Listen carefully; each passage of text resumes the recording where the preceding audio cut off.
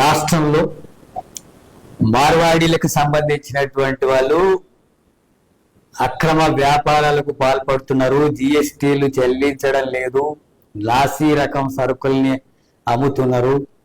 అట్లాగే మొత్తం చిన్న వ్యాపారులంతా కూడా దెబ్బతీసేటటువంటి వైఖరిని కొనసాగిస్తున్నారు. అట్లాగే ఇటీవలనే ఒక దళితుడి మీద దాడి చేసి కంజాతి అని చెప్పి కులం పేరుతో దూషించినటువంటి ఘటన ఈ మార్వాడికి సంబంధించినటువంటి కొద్దిమంది గూండాలు పెత్తందారులకు సంబంధించినటువంటి వాళ్ళు ఇలాంటి దాడికి పాల్పడేటువంటిది. మార్వాడీలకు వ్యతిరేకంగా జరుగుతున్నటువంటి ఈ ఆందోళన వివిధ రూపాల్లో కొనసాగుతున్న నేపథ్యంలో తెలంగాణ వాళ్ళను అవమానించేటటువంటి పద్ధతుల్లో కూడా మాట్లాడిన సందర్భాలు కొంతమంది మార్వాడీలకు సంబంధించిన వాళ్ళు అరాచక శక్తులు చేస్తున్నారు. తెలంగాణ వాళ్ళు తాగి పడుకుంటారని చెప్పి అవమానించేటట్టుగా, కులం పేరుతో అవమానించేటట్టుగా, అట్లాగే పెత్తందారిని ధోరణితోన వివరించేటటువంటి వైఖరిని కొనసాగిస్తున్నారు.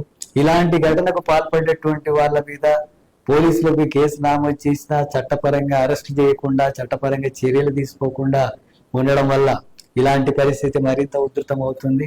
దీన్ని వ్యతిరేకిస్తూ ఆందోళన చేస్తున్నటువంటి నాయకుల మీద శ్యామ్ గాని, పృథ్వీరాజన్ గాని, అట్లాగే రామును, ఇతర నాయకుల్ని అరెస్టు చేసి ఆ రకంగా దీన్ని అణచివేయాలనేటటువంటి ప్రయత్నం చేస్తున్నారు. ఆ వైఖరి సరైనది కాదు, అలాంటి ధోరణి సరైనది కాదు.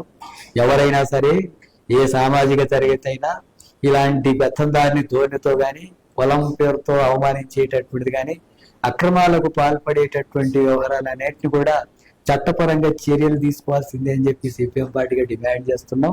అదే సందర్భంలో మార్వాడీలు గో బ్యాక్ అనేటటువంటి నినాదం కూడా ఈరోజు ఇలాంటి నేపథ్యంలోనే ఈ తెలంగాణ కల్చర్ని, ఈ తెలంగాణ ప్రజల్ని, అట్లాగే సామాజిక తరగతుల్ని అవమానించే దాడులకు పాల్పడుతున్నారు కొంతమంది మార్వాడీలో ఉన్న పెత్తందారులు అనేటటువంటి దాంట్లో భాగంగా మార్వాడీలు గో బ్యాక్ అనేటటువంటి నినాదం కూడా ముందుకు వస్తుంది.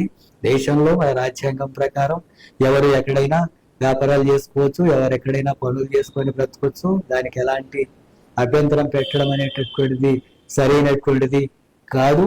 అయితే అదే సందర్భంలో ప్రజల మీద ఇలాంటి దాడులు, దౌర్జన్యాలకు పాల్పడితే చట్టపరంగా చర్యలు తీసుకోవాల్సినటువంటి అవసరం ఉంది. అందుకని రాష్ట్ర ప్రభుత్వం ఇటువంటి సమస్యల పట్ల నిర్దిష్టంగా వ్యవహరించాలా. అట్లాగే ఎలాంటి ఘటన జరిగినా వాటి మీద వెంటనే యాక్షన్ తీసుకొని వీటిని అరికట్టేందుకు చర్యలు తీసుకోవాల్సినటువంటి అవసరం ఉంది.